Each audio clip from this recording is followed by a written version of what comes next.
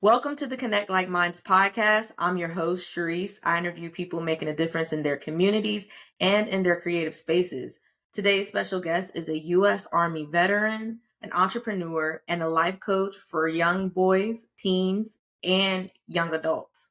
Welcome to the Connect Like Minds podcast, Curtis Hall. Hey, Sister Sharryse, thank you for having me, and welcome to the audience. It's a pleasure to be here. Thank you. It's a pleasure to have you on today. I'm super excited. I interviewed your wife not too long ago, and I told her I was definitely excited about having you on here as well. Awesome. I know I can't wait to see the air version of you and my wife. I know it's awesome. Oh yeah. She dropped some gems. Yeah, she's a very wise woman for real. Yes, she is. Wiser than me. So you're getting the homogenized version. You're getting part 2. I love that. All right, so let's just jump right let's go all the way back to the beginning. Tell everyone where you're from and where you grew up. So I'm originally from North Philadelphia, 26 Inch Drive. If you happen to have any folks who are very familiar with the area, born to Curtis and Frances Hall, but raised primarily by my mother and grandmother, rest their souls, Martha and Frances, and got 3 older sisters, one deceased. But I grew as an only child, and went to Robert Morris Elementary. Then my mother, sensing the community need for me to have a village around me, and it wasn't there in North Philly, I went to boarding school. Mm-hmm. So I just put that as a linchpin because that set the trajectory for my life, which I couldn't think of, articulate at the time. So, and then fast forward, graduate, went to college, joined the Army. So we'll fill in the gaps, but that's a high view. Yeah. Thanks for sharing that information. So, let's start where you were just at the beginning. So, what was life like for you as a kid? Did you grow up in a 2-parent household? Like, what happened? So I grew up primarily in a 2-parent household comprised of my mother and grandmother. Now, my father did provide financial support, but we had no relationship at all. Due to a myriad of reasons, from him choosing not to be there to other priorities where he made priority. So life growing up as a child with my mother and grandmother, they instilled rigor in me, accountability and independence. Was a lot of chores, a lot of reading, and not a whole bunch of laying around. They're like, you're going to do something. Yeah, you just ain't going to sit here on Saturdays or even after school. So I always had some structure and discipline growing up. Mm-hmm. But as I got older, I enjoyed how relationships evolved because I got older. So yeah, but that's how I was growing up, very structured and rigorous on discipline. That's interesting because, just interacting with you, looking at your social media, it screams community. And I don't want to assume that your grandmother or your mom, because it could have been a multitude of other people and things that instill community into you. So how did you evolve into this person who's just engulfed in community and wants to do so much for the environment that you're in? Thank you, Sister Sharryse. So one of those things that my mother and grandmother instilled in me was the idea of service. And I saw them model this behavior. They often did it more than they said it. So whether it was helping neighbors that were around their age down the street or corralling the young kids, not just me, but the other kids around my age in terms of welcoming them with food, but also dropping some gems on them. So that was the early model. Then fast forward, I started playing football and I came across a gentleman named Carlos Bradley. Mm-hmm. He was the first one that really took me under his wing as a male mentor, which I didn't know at the time. It started from football. Mm-hmm. And the context to that is I started playing at the behest of another friend because I wasn't really into sports. I was mostly a nerd. But he's like, Curtis, you should try it. So I ended up doing it. And then I got moved from as a ninth grader to varsity. So who knew that I was that gifted? So I went home in between freshman and sophomore year and like, okay, I'm confident. Well, I'm gaining confidence. And so he sees me working out. I'm like, this guy keep watching me. But 2 or 3 weeks, he says, hey, I see your intentions. I can see you're serious, but I think I can help you do better, in terms of where you need to go. Mm-hmm. So that's how I started. So when you talk about community, the seed was planted with my mother and grandmother, but then it really began to germinate based on my relationship and interaction engagement with Carlos, because I wasn't the only one that he took under his wing. So yeah. Wow. Before we leave high school sports alone, so before high school sports, did you play any sports or were you just chilling, reading a book at home? Well, not chilling because your mama and your grandma don't let you chill. So No, well, I would say I played a formal sport, so I did play flag football with like people in the neighborhood, other kids, and basketball.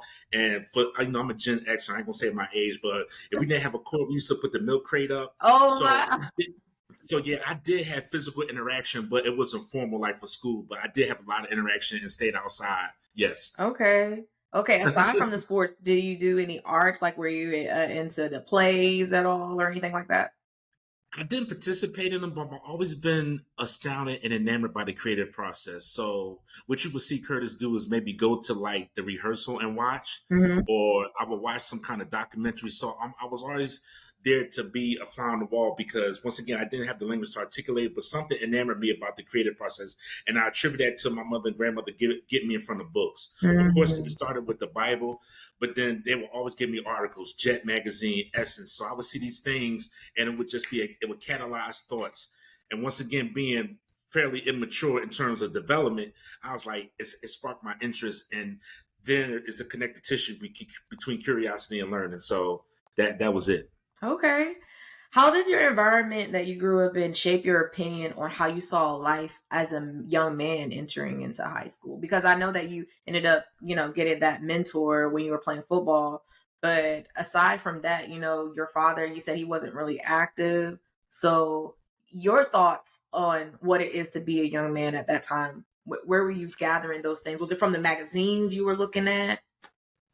So they were from a myriad of places. And thank you for these piercing questions because you're honestly having me think deeper or maybe unearth things that I wasn't previously privy to in my cognizance. So I would say, although my father did not do what I wanted of him, and I'm gonna stick mostly to he and I, not him and my mother, but he did instill work ethic because he did uh, provide that financial support. So I took that away. Hmm. But what bolstered that is that in our community, we have folks that people will probably say criminals on the surface in terms of what they do, drug dealers. Yeah, yeah. But there was a decency and a modicum of respect, you know, even though they were selling drugs in our community, they still would help people with their groceries. They still would say, "Hey, this ain't for you." I always tell the joke that if anybody saw Boys in the Hood, I'm Trey. Maybe more diesel bigger version, but while I have a street fiber, they knew I wasn't built like that. So they was like, Curtis, you need to get away from here. So Hmm. those things inform me in terms of seeing now how God protected me, even Mm. though He allowed me to experience certain things, but had certain guardrails, even in the midst of a crime infested community, there still was some shape of love and semblance of community in that. And so it may be paradoxical if people don't grow up in that environment, but I know that it's resonating with you because I imagine through your glimpses, Sharryse, you can see it. Yes. Like, yeah, we're not perfect, but this my dog. And I tell you this as a key example, and I shared this with another audience last night. This was the summertime. Me and my mother were doing cleaning, Hmm. and a man who happened to be a Muslim, he said something very lewd. My mother was very shapely, and it's summertime, she's hot. Yeah. But he said something about her shape that wasn't very kind. And I said, hey, you need to take that back and apologize to my mother. And he said some expletives to me. Hmm. And now, granted, I'm bigger now, but I'm not a grown man, But he's challenging me and my mother, Yeah. and I feel fear. So I end up fighting. I end up getting a physical confrontation, Hmm. and I end up prevailing. And I'm not saying that in a boasting way, but I'm like, that's why mother, you're not going to disrespect her. Right. So, but at the end of that, he threatened me and said, Hmm. you know what, I'll be back with my crew.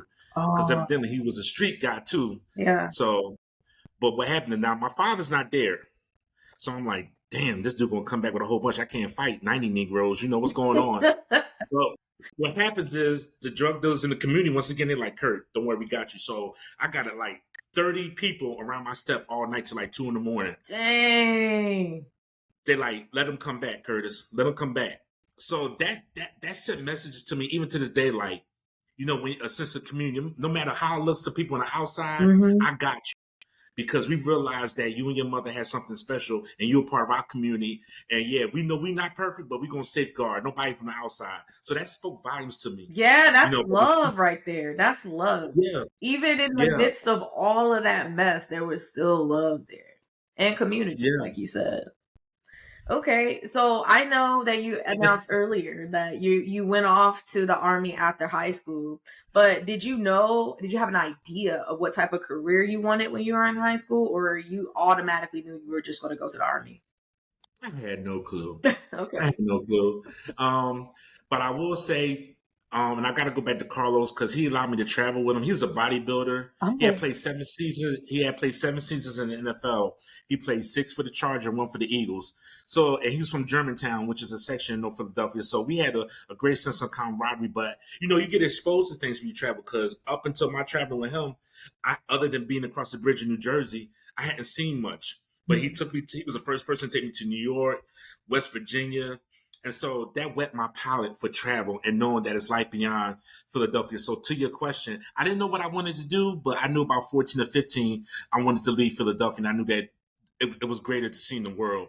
So that was enough. Even though I know I didn't have it remotely figured out, Mhm. that was like, once again, the linchpin for me to drive. So once I got older in high school, I had a very great counselor, guidance counselor. Our guidance counselors were from a neighboring university, Shippensburg. They turned out a lot of grads, and she would meet with me daily. Mhm. And I had the academic prowess. God bless me. I earned an academic scholarship. But she was like, Curtis, she really walked the dog in terms of me. This is what you look for in an institution. And I had no clue about that Wow. because while my mother and grandmother, they were very astute and they didn't have that the exercise as a resource. So Mhm. I was very grateful. And I can't remember this lady name, but I figured she had to be like maybe in her mid-20s because she hadn't been out of college not too long. But for her to have a heart and just to help me get a roadmap and help me figure it out. So to your question, I didn't have it figured out, but I knew I wanted to go. I wanted to get out of Philadelphia, and I knew I wanted to go to college. And my mother told me in 8th grade she didn't have the money, so I had to figure it out. Man, well, at least she gave you a heads up. Some parents, Yeah. you're in 12th grade and they're like, well, yeah, we don't have the money. Sorry, sorry. But before we move on to this next segment, I gotta ask, how often do you still go back to Philadelphia? Because I visit there at least every few years. I love that place. So how often do you go back?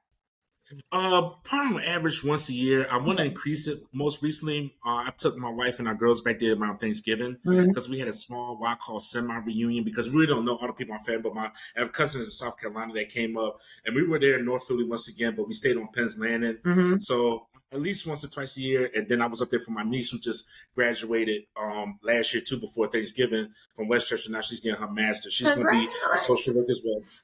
Yeah, that's Queen Niece Val. She's awesome. 23 years old, so I love her. She's my sister's Marcy's daughter. So yeah. Okay, cool. That's what's up.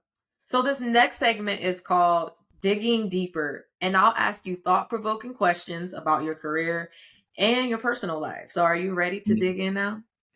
Yes, yes. Ready to be vulnerable. So tell everyone why you decided to join the army.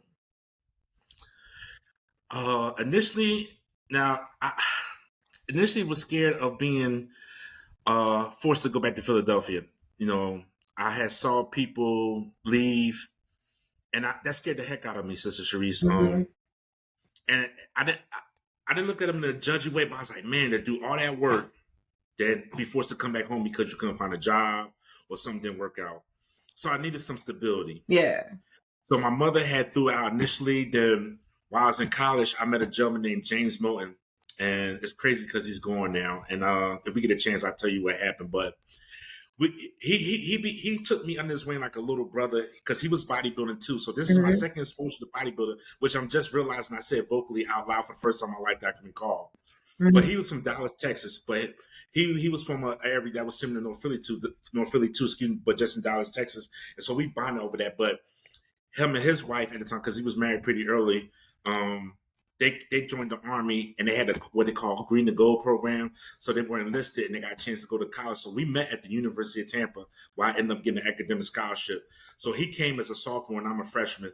So Mhm. we met each other like during orientation, and then to piggyback on the idea my mother gave for the army, he was the one that helped dig deeper because now I'm speaking to a person who's experiencing it. Like, okay, my mother, like, it's a GFI, because I'm a son, but now it has more substance because now I'm talking to somebody who's actually in it and they can tell me what to expect. So yeah. Okay. So one thing that I noticed, you talked about the Green to Gold program in the army. Did you join that so you could become an officer, or what happened? Let's talk. Are you a part of that? Were you a part of that program? So I wasn't a part of the Green and Gold. So the boarding school I went to, and so allowed me. So my mother got me out of North Philly because even though we had that sense of community, she was like, his father's not here. He needs to be in an environment where he can thrive. So I like to juxtapose that to Moses, but not as extreme, because we know those that may be not familiar with the Bible, Moses' mother realized that God had greater for him, but she wasn't resourced, but she had to just sacrifice, just put him in a river Yeah. and float. So my mother had to take me out of Philly, not knowing what environment I'd be in. It was a school called Scotland School for Veterans Children. At the time, it was for all kids from Pennsylvania. And if the parent or guardian had an honorable discharge from any branch of the service, they were qualified to send their kids to that school. And so it basically was like college. We had a campus, so predominantly about 60-70% of us were from Philadelphia, but Mm-hmm. you had kids there from like Pittsburgh, Erie, Mm-hmm. Pennsylvania. So we met kids from other parts of the state who had a whole different spin on life, Yeah. but we all were from Pennsylvania. So I would say in that environment, that was very critical to shaping my environment, because now going back to getting away, okay, I'm out of Philly, not too far, but I'm gaining the experience to where I got to get some independence and figure out what the hell is going on around me. Yeah. And so PS is, and they have RTC structure there. So I have a hierarchy in how I need to maneuver in order to earn and excel at leadership while continuing to serve, which is consistent with the principles that I learned early on in life. So my mother didn't know, but God was like, we're going to put him here. So, and now that I'm a father, I couldn't gather it then, but it was so hard to give your kid away, because Yes. I'm right now. I'm 2.5 hours, 3 hours away. And so I think about if we had to send our daughters, but if it was best for them, I guess it was a sacrifice we had to make. But that's how the Army got rooted, and I was a part of that program. So I had some exposure, and so when I got to meet James, it just grew. Okay. Question. Which one of your parents was in the military? Your mom or your dad? So my mom was, which I didn't know till I joined school. She was in it for like 2.5 years and got out because she went AWOL. But she got up in a discharge because whatever it was with the Uniform Code of Military Justice (UCMJ) at the time. So you talking, it had to be like the early 70s. Yeah. So she managed to get an honorable discharge, because had she not gotten an honorable Then discharge, you wouldn't have been able to it go would have to been. school. So it's crazy how that worked out, right? Yeah. And I'll throw this in. And my mother lost 3 babies trying to have me. Oh my. So when you talk about God intended for you to be here, I'm just gonna let that sit because it still stands with me. Wow. Wow. How was your mom? Did your mom ever talk about her experience while she was in the army? Well, she was in the army, right?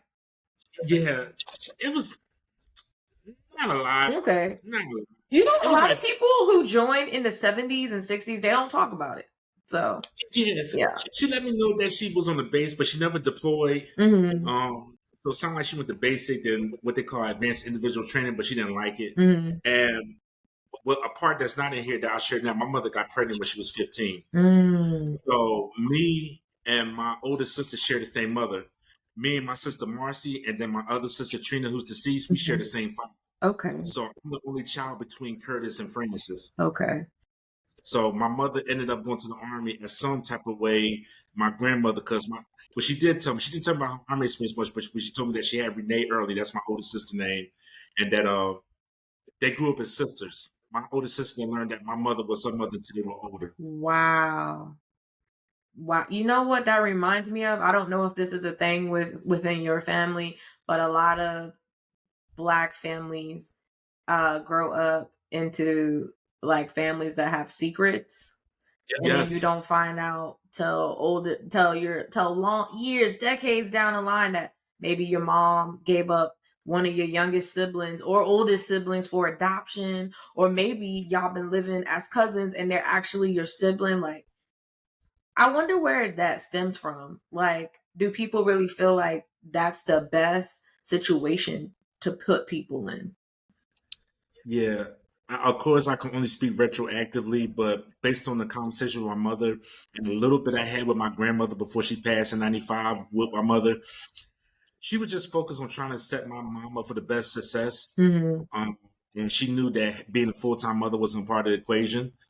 Um, but it caused a lot of hurt, because what happened is Renee grew up under a lie, and then on the other side of her looking in, it looked like I got all the attention of a real mother.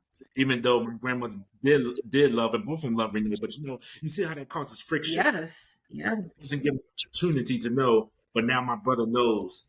So not only are we 15 years apart, but now you got this disparity because they show favor to one and not the other. Right, right. No, that's true.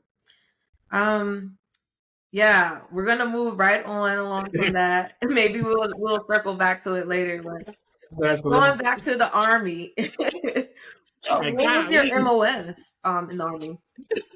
oh, so I was a 90 Alpha, which is multifunctional logistician. So that basically means I help with inventory of what the warfighters need: bullets, food, medical supplies, maintenance supplies, and that deals with all forms of transportation, air, Mhm. ground, and also just all type of plan. Basically, setting the conditions for success in peacetime and wartime, for training in peacetime and for actual operations in wartime. Okay, So, and I wanted something that would translate to the civilian sector. And nothing against anybody who's combat arms, but I said if I'm decide to stay in the army, I need a skill that can translate to the civilian sector. okay. What's something you wish someone would have told you about the army that you didn't know once you went in? Especially in basic training. I know a lot of people have this thought during back to basic training. I don't know if it's so much what they could have told me, but I don't know. I, I hadn't been exposed to much racism prior to that. Mm, So, Sister Sharryse, even if they told me it wouldn't scratch the surface on the gravity of what I encountered. So it's almost like I wish I had went through something, some type of oppressive yet edifying experience. And the only thing I had to compare to that was just fighting other black kids in school, like, just in confrontation. yeah. In terms, I don't think nothing prepares you for the psychological trauma that is induced when no matter how hard you strive for your own excellence and for others, you're not good enough because you're a black officer and you're a threat when you show up. Because the fact that you even made it to this point, I'm mad at you, but I'm gonna do my best to make you feel inferior. Wow. Do you mind sharing some of those experiences that you had? So without with no legal ramifications, but without incriminating anyone. So I'm a big guy, but at the same time I did bodybuilding, very in shape. And at the time, the army had a physical profile, particularly for men, where they want you to be like a distance runner. Mm-hmm. So if you didn't look like a distance runner, you would consider out of shape. But and the body mass index is basically looking at your fat ratio based on your body composition. And so I would get taped because I was muscular, so I didn't weigh light. But at the same time, I was like between 10 to 15% body fat. Mm-hmm. But what happens is like Curtis, you're a fat boy Mm-hmm. and you can't run. And running was challenging for me. I could do push-ups and sit-ups. So they will harp on the things that didn't that what they saw as spots for growth for me or shortness challenges that didn't line up with what was presented as welcoming. To the point where when other NCOs were grading my PT test, you had Caucasian folks come out and make sure they weren't just pistol whipping my test, they actually took it because they didn't think we had integrity. I didn't want no handout. Mm-hmm. God had already blessed me with an academic scholarship. So God has showed me I can earn through his strength and resources. I don't need nobody to give me a handout. But when somebody's showing up with that type of narrative, it's insulting. Absolutely.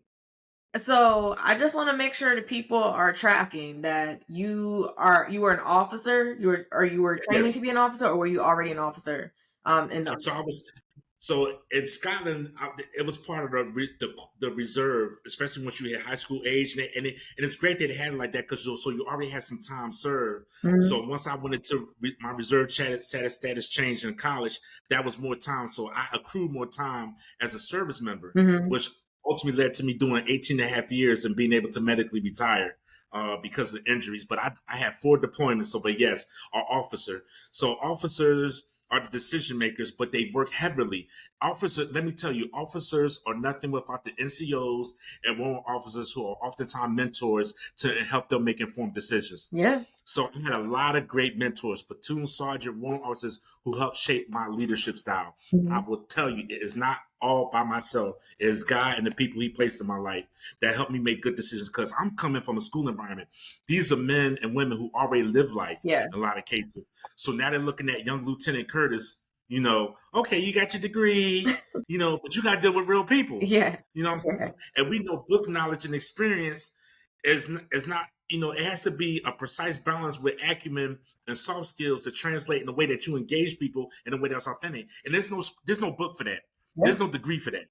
What I just ran off to you, it has to be rigor and walk through. You could be to any institution. I don't care if it's Harvard, Stanford, anybody, but if you don't have that soft skills to be able to translate and connect with people in a way that's authentic, so when they know you invested with him or them or her or whoever, is for naught. Because people want to know that you care. Oh yeah, People for want to know sure. that you care about what they do. So those what those NCOs and warrant officers taught me. All right. So I want to ask you a question. Since you were on the officer side, I'm on the enlisted side. I was in, Mm-hmm. I was in the Marines and in the Army as well. So my Oh yeah, question thank to you for your you, service. my pleasure. Thank you for yours. So Thank you. my question to you about that is, what challenges specifically did you have with being a young lieutenant versus you coming into a unit and you are now dealing with enlisted people like myself who might have at the time been older than you, because you just said you were in a reserve unit while you were in college. So Mm-hmm. you had a reserve unit and you going to talk, like, telling these people what to do. What challenges did you experience during that time? That's a great question. So I think about when I first went in the motor pool. If I was at my first duty station as active, Mhm. not reserve, was Fort Polk, Louisiana, Oh and so Lord, I do not like that place. yeah, it is very humid. You can't take enough showers. So Don't I um, know it? but, but what it looks like is me now, because of how I grew up. We're very social in the city. I grew up like that. You know, so I don't know how to be standoffish, but previous to me, and this is feedback that I'm getting from the enlisted folks, the specialists, the PV2s and E5s. They're saying officers don't usually talk to us, Lieutenant Hall or Sir. They usually just go talk to the platoon sergeant, and then they tell us what to do, but they don't have much interaction. I'm going to them talking like we at the Chinese store, because that's how I grew up. You know what I'm saying? So when I see Specialist Clark and Daughtery, I'm like, how y'all doing today? So, because that's all I know. And now at first, they admitted to me later, they thought I was fronting. They thought I was trying to ingratiate myself through false pretenses. I'm like, that's who I am. I don't know how to not engage with people. Mm, So that helped me though. Got that was a platform for us to connect, because while I was an officer, yeah, but in terms of being people, we had more shared than we had in disparity or difference. You mm. know, and I learned from how they see things coming from Houston, coming from San Diego, coming from Seattle. So even and I'm pretty sure you could attest, it's all these subcultures within America Yeah. that each city is not the same. Chicago's different from Philly, Philly different from LA, from Omaha, Lincoln, Nebraska, anywhere. So we end up building some camaraderie around, okay, we want to learn more about each other. Because what they did realize, okay, I came with this narrative to them, but it's on some BS, and I'm doing him a disservice. So now they got conviction saying, okay, let me not do that. And so it opened up. Now, but the border is I can't get too friendly, because remember, I'm still the leader. Right. So that's where the platoon sergeant come in. I understand, sir. You want to grip and grab, but we got work to do. So you need to have boundaries. So that's where retired Command Sergeant Major Kelly come in, and crews come in, who were E6s and E7 at the time. Hey, sir, you got to get your mind right. And I was hard headed, because in a sense, I'm still a kid. I'm 20 something. Exactly. So I got to spend a lot of time with them. So I'm thankful for their patience and their mentorship with me. But with terms of the folks that are younger, who we had that disparity in terms of rank, it was, I won't say easier, but it was a smoother integration. But more the real work was done that mentors piece, where I learned how to establish boundaries as a leader. Because you can't have that hook up being cool mentality. You got to enforce standards. It ain't like we on the Absolutely. block. Just trade me the baseball card or trade me your cabinet, your garbage pail kid. No, we doing work out here, and it's the more stuff in states, because now we got people's lives in our hand. Absolutely. So I thank them for that mentorship. So I had a great confluence and cocktail of cultivating character. I don't even know how God just gave me that divine download, but that's what it is. Okay. Nothing is black and white. Everything needs to be navigated with discernment of the Holy Spirit and patience and temperament. And I'm still a work in progress. Anybody who hear this know that Curtis Everhart II is not perfect. I'm being perfected, and I thank God for my wife, love, and our daughters, and everybody who's a part of my community who pours into me. Allow me to serve them, because that's what you see, a walk-in amalgamation of people God has allowed to pour into and me to serve. Because that's what it's about. I'm so happy that, like, I have someone like you on a platform to talk about how how you're willing to be mentored and you're willing to be taught, because so many leaders, they are happy that they're in this leadership position, but they don't want to they don't want to take in and learn stuff from other people. Like when I was in the army, I saw a lot of like young lieutenants, and some of them, want to come in and just like, this is what's going to happen, instead of like listening to the E7s and the E8s who've been in longer than them, who can help transition you into the company that you're about to be in charge of. So, yeah, I'm glad that you shared that. Thank you so much for sharing that. Oh, yes, for sure. So, did you deploy, and where did you deploy to? Yes. 4 deployments total and 1 Korean tour. So 2 to Iraq, 2 to Afghanistan, and 1 tour to Korea. And how were those experiences? Iraq was very rigorous when you talk about, I'm gonna say, intra pressures and challenges, because I was in a unit where there was a lot of racism, a lot of nepotism. Mm-hmm. It was, yeah, it was very hard. I wanted to Mm. put hands on people. Mm. Um, it was me and about 4 other African Americans who we built a bond, but that was all. We all had that common pain. Yeah. Um, but what got me through it was the people, because the mentorship, because it's easy to get selfish in your pain. Yeah. You know, I mean, not so much just the victim mentality, but it's like, man, I'm mad, but I'm like, but the mentor's like, who are we serving, Curtis? You got the right to be mad. You're justified to be mad. But who's going to not benefit? What's really in the balance? These soldiers are still looking at you. I'm Mhm. still looking at you. We have a responsibility. Now, so this is before marriage. So this is my engagement to learn how to partner with somebody for real, for real. And as I'm saying this right now, it just dawned on me that that was the first marriage example of me and my platoon sergeant, because it was incumbent on us. We were dad and dad, or mom and dad, Mm-hmm. you know. So yeah, you could be pissing in your leg, but we got stuff to do. We still got to get their minds and bodies ready to deploy. We still got to make sure they got stuff, family care plans in place while they're gone. So you don't got time to chase your whatever. You got to get your mind right, you know. Yeah. So I'm like, man, yeah, for real. And that makes, and going back thinking my mother and grandmother, they would say, "Why the hell are you being selfish? Because you got people now. You signed up for this. Nobody told you to do this. So get your whatever you want to put together."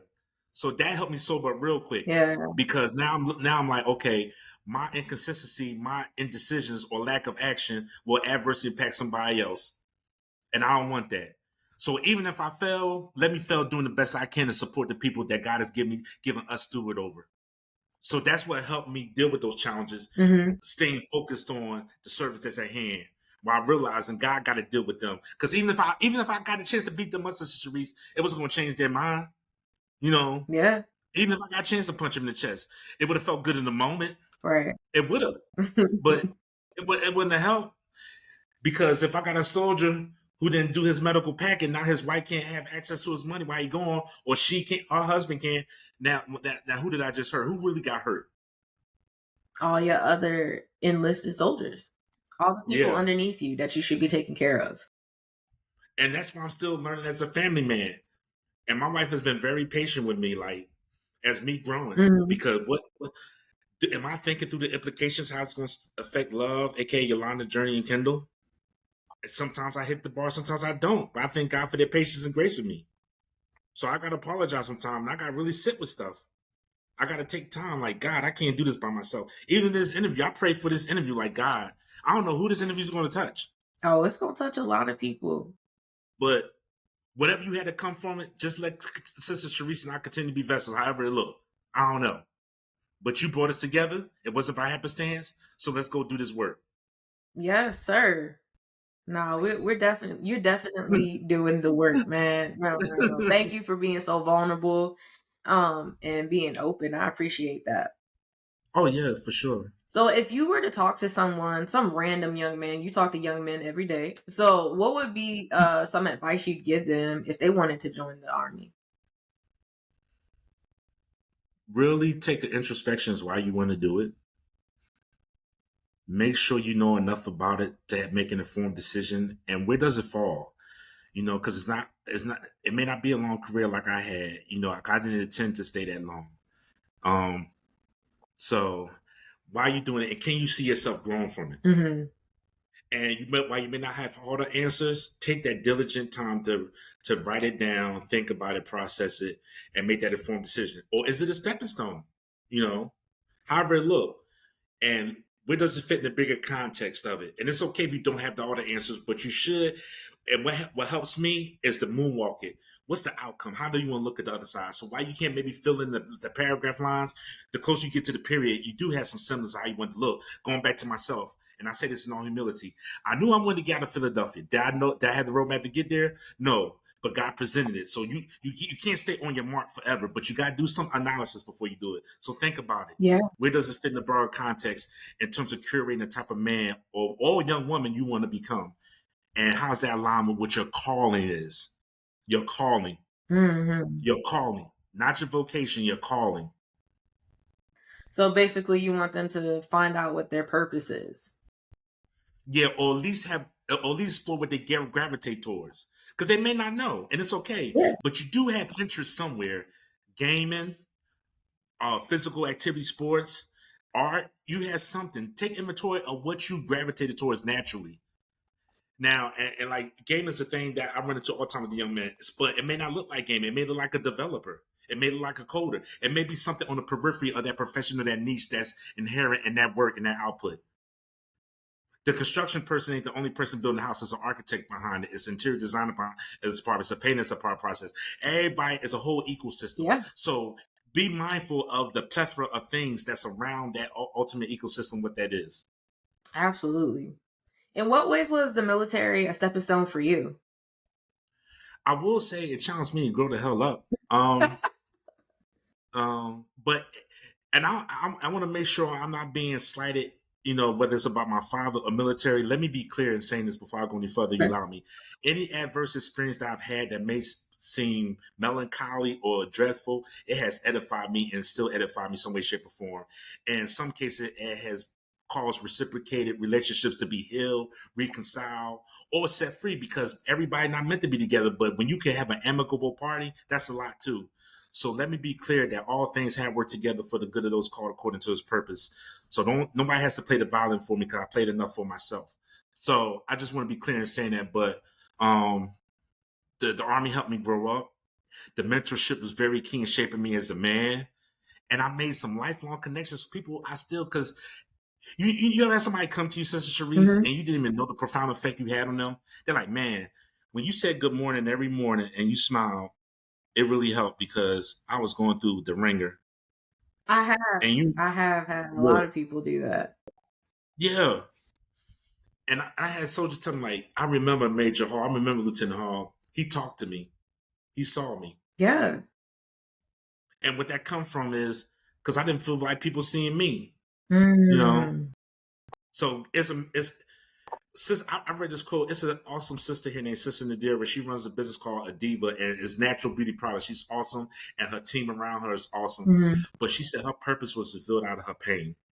I read that this morning. And I was looking at her Instagram, and it's just how God give you a burden to serve. That's in the way that's authentic, and that's how my wife and I are able to connect with people. And there's nothing boastful or arrogant, but they see us being vulnerable and realizing. And I just say sometimes shit is messed up, man.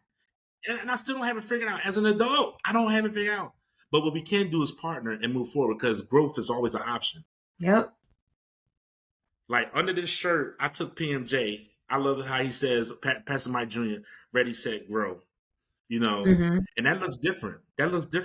Sometimes it's painful, sometimes it's playful, sometimes it's a confluence of both. Because what you're looking at is a husband in training, a father in training, a leader in training, a coach in training, a mentee in training. Because I do have mentors to this day. Phil, Vic, Brandon. These are men that pour into me. Because I'm Rodney, everybody. So. Okay. But before we talk about transitioning from out of the Army, in what ways was the Army a stepping stone in your life? Like, did it help you outside of growing up? Did it help you with, like, I know people use the VA loan. I like just in a general aspect. So I would say being a multifunctional logistician from an academic and professional perspective, I pivot into project management and change management, Okay, that's which cool. is my day job. And that's something that matches with my personality. So Wait, that's stepping stone because what I do now, we're with the U.S. government State Department, which over different portfolios and change management and transformation initiatives. And I get to work with some brilliant minds, Sister Sharryse, some brilliant minds from customer experience. It's almost, I was like, this must be what it felt like when these folks talk about Silicon Valley, these other places where you had these people, they could look however, but their mind is so brilliant. yeah, And you're like, man, and they're not scared to say they're unapologetic in their acumen, and they don't come across with a ostentatious disposition. hmm, They're authentic. Like, I really believe this crazy stuff I'm saying is work because I've seen it, and I've done the analysis behind it. yeah, That's not to say it's perfect, but I've identified a need for this and a solution that needs to be innovated and improved upon. And we can collaborate. We can collaborate to work this out because I've realized, just like in the Holy Ghost Fellowship, you have a lens that to look through that I can glean insight from and vice versa. That's why you have quality control. So that's one way, a big way the military has helped me. And nurturing relationships.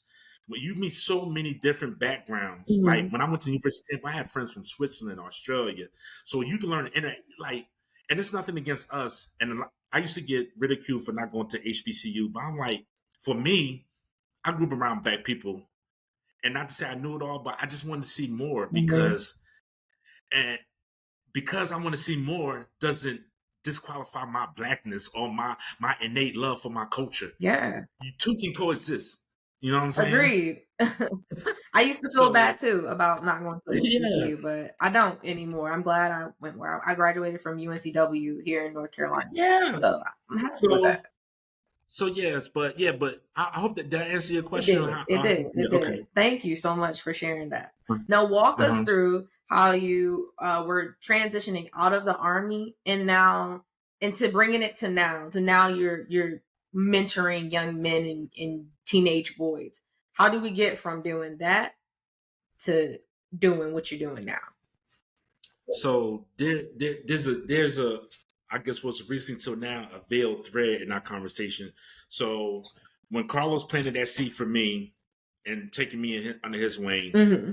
I would say the first glimpse of that of being a supporting presence was with my other high school classmates. It was particularly, and I can say their names, Dan, Angelo, Suleiman. Like, we were real smart guys, but we were helping empower our other classmates in a way that they felt welcome to. Were like, we weren't calling them stupid, but they realized we knew how to help them learn because we could translate what the teacher was saying. Hmm. So I put that in context. That was my first opportunity to help somebody, my peer, my fellow peer, Hmm. and at the same time, we help each other. So that you got that going on. So when I get to college, I joined the program as going to my sophomore year, where we get to help the local high schools in Hillsborough County and Tampa. So whether it was in Fort Polk, from college to Fort Polk to every duty station, I was in some juvenile facility somewhere. So Curtis is doing this over 25 years now. What's in the Yeah. background that's being highlighted now. So now I get the chance to maximize on it. So my wife and I during pandemic time, we like, let's start a business. And then I naturally lean to logistics, but she done did all the paperwork, got it set up, and I ain't moving. Because I just leaned to what was comfortable. Yeah. So she's like, basically, what's going to get you, like as my daughters would say, bro, what's going to get you off your butt? You know, if money was an issue. So working with these young men, because I was already doing it. So New Collar was born out of that. And initially, it was thought of as a pipeline for talent, for vocations. But after taking it more and listening to God about, like, we got to peel back the layer. Because before we can even get to vocation profession, it's a lot of stuff that intrinsically that need to be dealt with our young men. Because if I'm showing up to school, I don't care how good the institution is.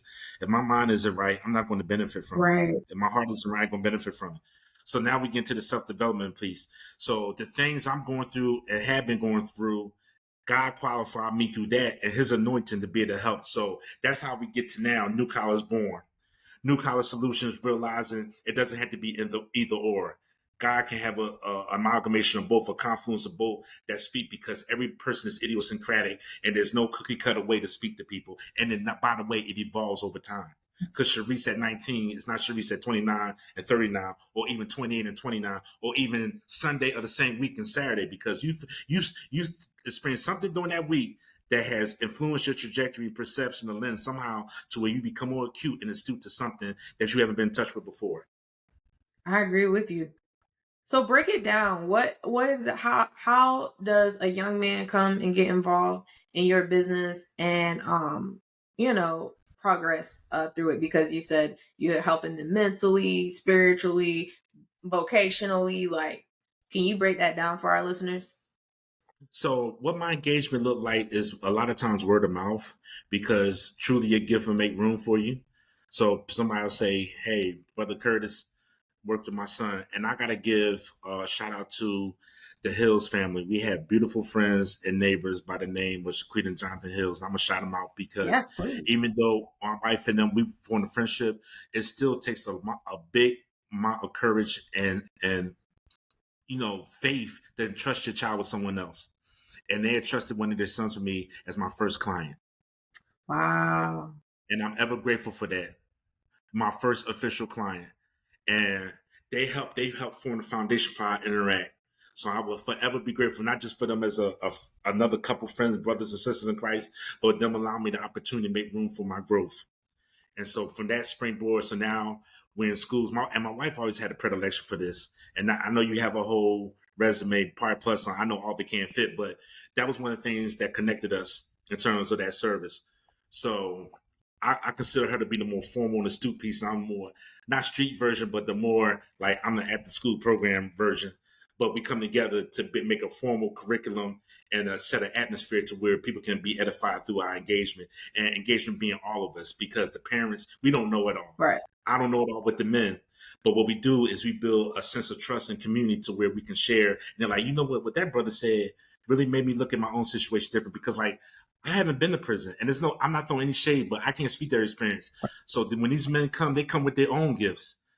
It's just on me to be with the Holy Spirit and how it's led to have it. We had a fatherhood mix and mingle with VCU in January Hmm. that it just sent waves, because the men opened up so much, from co-parenting to reintegrating the society. But they edified each other. We just set the condition and got out the way. And that's what it looks like. That's what it looks like. And the funding looks like grants. The funding looks like payment on the one-on-one coaching side from the parent or guardian. But it's a word of mouth and through reputation, credibility that God lends us in terms of the work that New College is able to do. Where I have people to where I got clients in New Orleans and Texas, virtually, because that's how he works. So And for those who don't know, you're based out of Virginia, like yes, Richmond area. yeah, we're in Central Virginia, Chester, which is 30 minutes south of Richmond. So New College Solutions LLC, but I work with men and women, well, families virtually as well as in person. Do a lot of in-person work here with the Richmond Public School, Henrico, and one-on-one coaching where I meet with parents and work with their sons. So yeah, but do virtually as well. All right. Thanks for sharing that. What's some advice that you would give to young men who are maybe about to graduate college or even getting out of the military and transition into a new chapter of their life? What's a gem that you would give them if you were to talk to someone today? I would give them some of what I'm doing now. As I approach the half a century milestone, take inventory of what you gravitate towards, and seek wise counsel, because God speaks in a lot of ways. So look, be in touch with your community. That mentor, that brother, that platonic friend. Whoever it is. And I say it because I have the gift of having a lot of female friends. Well, not a lot, but female lifelong friends that are wise. Like I was talking to my friend Brandy this morning about vision. We Mhm. both were looking at how do you mind map this vision when you're doing partnerships, strategic partnerships. So you need that type of engagement to push you out of your comfort zone, because they can see people that interact with you daily, because they're different. They can see your areas for growth sometimes more acutely than you can, because our eyes are atrophy. That's why when I write something, I'm saying, "Hey, Sister Sharryse, can you please look at this?" Because I've been looking at it for 16 hours. You know, Yeah. so So I think that's why we give them. And if they haven't formed a community, be intentional. There is someone there, and it doesn't have to be in quantity but quality. There's somebody there. Pastor Mike Todd shared this, and it stuck with me because it's so true. Mm-hmm. The regular routine of relationship will yield a lot of insight and benefits. That person that you see every day, and that person that maybe you see passing the hallway or through the mailbox or whatever, engage a little bit more beyond usual with them and see what happened. You may be pleasantly surprised. Wow. That, That teacher that you talked to for maybe 10 minutes at the beginning of class, stay after class and see what happened. You know. yeah. Okay. Thanks for sharing that. One question that like I have been burning to ask that I really want to know is how'd you get into bodybuilding? Like, did you do it when you were young because you met that one guy and like how did you get into that? So with Carlos, and for everybody listening, remember this is Curtis in the '90s, so this is real vain, nothing deep. So let me just preface it with that for everybody clown me. So I was a guy that had acne and glasses, but around 10th, 11th grade, some of that stuff started coming, a little Yeah. bit better. And I've never been a cocky guy, but you clearly see the difference in response with opposite sex when you start to look a certain way. Yeah. So, and working out with Carlos, my body changed because now I got somebody guiding me who knows how to do this. Yeah. So when I get to 11th grade, so, you know, and so he allows me he used to do these modeling shows. It was some woman that she would do this all male review. At first, when he told me about it, I was like, I ain't stripping. He's like, it's not stripping, man. He's like, we real close. And so we going to Philly and Jersey. And so I get to wear these clothes and, you 17, 16, Yeah. and you got women, it's overwhelming. You're like, oh my gosh. You think you did cast me out, dog, by wow. So you're like, oh, I don't want this to stop. I don't want this ever to stop in Jesus' name. So anyway, but that was the seed. In all seriousness, that was the seed. But then when I met James, it became more health conscious in terms of it being more psychological terms of being another form of discipline. Mm-hmm. Because now with Carlos, it was working out football. But when I got to college, it was like now we're getting to the nutrition piece. Yeah. And now and how it impacts when I show up for class because I may have did whatever in college and once again this is veins and make sure I don't know how things get clipped, but in context, Curtis made sure he went to graduate because I'm on a scholarship. I'm on borrowed time, so I realized I don't got time to play with. Yeah. So I didn't do and nothing against nobody else, but I didn't deal with drugs and drinking. Yeah. It was just girls and books. So that helped keep me focused, and James helped me a lot with that in terms of that discipline of bodybuilding. But I was enamored by it because the challenge attracted me because I think I could do this, but it's hard, but I want to do it. When God allow you to get over certain barriers and challenges, Mm-hmm. it gives you a little bit of confidence what you need to go to that next step to push yourself, even though you may fall flat Oh first. yeah, for sure. For sure.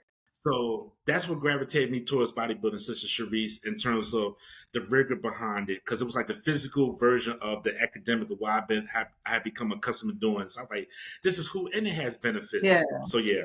Okay, cool. Is James still in your life? Where is he at now? So James is passed on. I'm so sorry to Um, hear that. yeah, about maybe 3 years ago now. James was murdered. So without getting his being sensitive to the family, because I'm still connected with his family. Mm-hmm. Um, we all make choices. Mm-hmm. Sometimes, unfortunately, they come back Mm-hmm. to hurt us in ways that we would never thought. From my own situation in life to his, Mm-hmm. where it was unfortunate that he was murdered by a relative because of different things. Okay. Um, but I'm grateful to him, and I say this. Me and James, fast forward. I think it's imperative that I tell this story because after he and his wife split for whatever reason was, without getting into detail, for a while because I had a relationship with both of them, what he thought I had out of him on different things, Mm-hmm. and so I'm grateful that we had an opportunity to reconcile. He know I didn't do that Mm-hmm. because regardless of how I felt, and I never judged because it wasn't my place to judge, but I just wanted him to know what you thought I did, I didn't do. That's all I want him to know. And I'm glad that we got a chance to see each other years later in Texas, in Killeen, Mm-hmm. and he got a chance to see my wife and family then. That I never violated that trust in that manner with him Mm-hmm. because that wasn't my place, first of all. and that was that. So I'm grateful that we got a chance to see each other. Okay. Thanks for sharing that. Now, I saw in Mm. your bio on Instagram that you're an author. Do you mind telling our listeners the name of that book and where they can find it? Because I didn't know you wrote books. So I'm a contributor of with some awesome gentlemen to a book. So Sister Pamela Coleman, I met her on Instagram, and Mm-hmm. we gravitated towards each other. She lives in Charlottesville, which is about maybe an hour and change away from me. Mm-hmm. She comes back and forth to Richmond often, and so she's like, "Hey, Curtis." She has a propensity for men's health. Like she's an advocate because she has a son, so that special connection. Yeah. So it started, and us getting familiar with each other. Then we met in person. She met my wife, and then she invited me to be part of a men's health panel in Charlottesville. So my family, we went out there and we talked about the various aspects. I was on the panel with 5 of the men. Then God put on my heart to do a book. So I became a contributor to that book. Now I am working on my own book that is still in the works. Okay. Probably won't be released till about 2026 or 27. But that's how I became an author space and earned that title. Okay. In terms of my contribution to that book. And it's called Unspoken.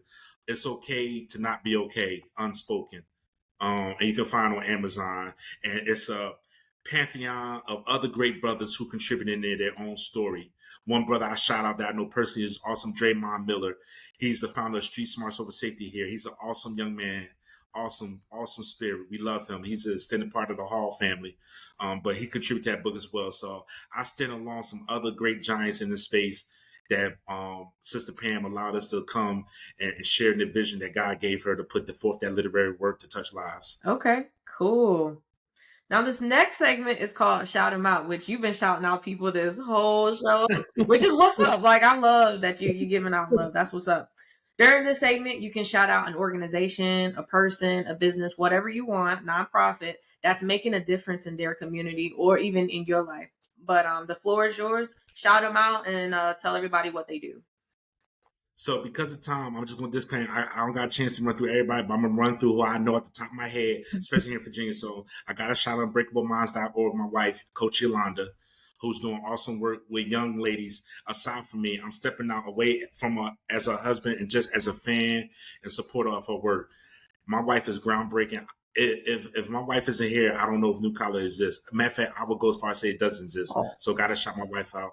We Unite LLC, Sister Tasha Moore, awesome advocate and coach and business consultant. We Unite LLC, Street Smart Over Safety, Brother Draymond Miller, working with young boys and young ladies here in Virginia, and also travels as a speaker. Sister Janice Lee, my social manager and founder of School After Hours, her husband Chris, podcast media platform, NMC Legacy Marketing. Matter of fact, just anybody who I'm connected to not leave anybody out. If you go to New Collar and see anybody I follow, to include Sister Sharryse right here, Connect Minds. Much love to you for your voice and your advocacy and you empowering others. Look, we love you, sis. So yeah, I don't want to leave nobody out. You sound like your Our, wife. She was like, I don't know. But no, it's all but good. It's all good. Thank you so much. yeah. This final segment is called Rants with Sharryse. It's my favorite part because I get to hear you complain about whatever pet peeve or whatever it is that you may not like. And it could be like, I've had people come on here talking about not using washcloths, like people not using deodorant, like whatever it is. But basically you tell us what you don't like and then you got to give our listeners a solution to fix it. So if they're not using washcloths, maybe you should tell them to use a washcloth or a loofah. But the floor is yours. Share your rant. So I said the S word already. So one thing that's a pet peeve of mine, aside from when you know somebody for real, is people talking shit. Like, just don't be talking shit. Like, don't don't be talking shit. Like, I don't like people because what it imposes is your small minded narrative on what you think is, and half the time you don't have all the information. So even if it's insignificant to where, oh, he gonna go pick that, you don't know what I'm gonna pick. So I like, just don't be talking shit. Like I don't like that. And the other pet peeve I have is don't talk at young people.